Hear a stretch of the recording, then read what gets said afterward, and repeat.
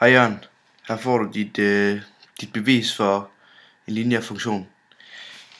Det bliver lige på sådan en lille blok her, men det håber jeg, du kan overleve.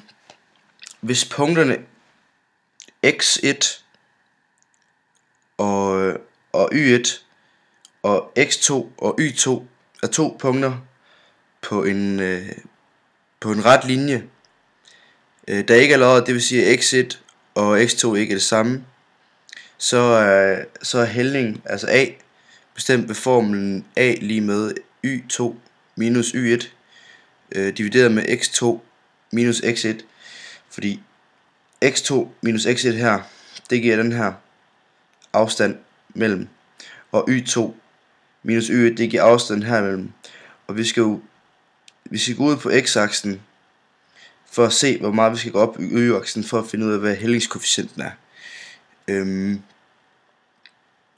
Og det formel for en ret linje er y lige med ax plus b, og de to punkter herinde, altså koordinatsættene ved dem, de passer med hvilke værdier vi bruger i ligningen heroppe.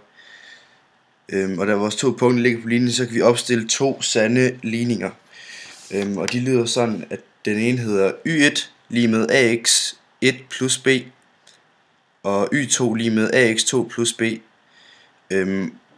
Herefter så trækker vi den første ligning fra den sidste, og får en ligning, der hedder y2 minus y1 lige med ax2 plus b minus i parentes ax1 plus b. Og så da vi nu har en minusparentes, så må vi gerne ophæve parentesen ved at ændre fortegnet. Så vi får en ny ligning, der hedder y2 lige med y1 lige med, y2 minus y1 lige med ax2 plus b minus ax1 minus b. Da vi nu har plus b og minus b, så går de ud med hinanden, så vi får y2 minus y1 lige med ax2 minus ax1. Så kan vi nu sætte a udenfor. Nu kan vi så lave en parentes og så sætte a udenfor, så vi isolerer a fra de to x-værdier. Så vi får ligningen, der hedder y2 minus y1 lige med a parentes x2 minus x1.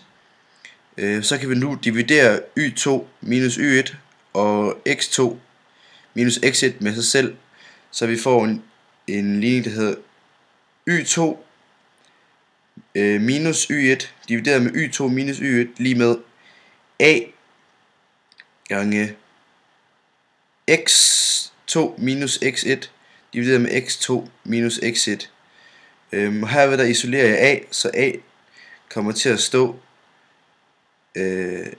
for sig selv, så den sidste og beviset på ligningen hedder a lige med y2 minus y1 divideret med x2 minus x1.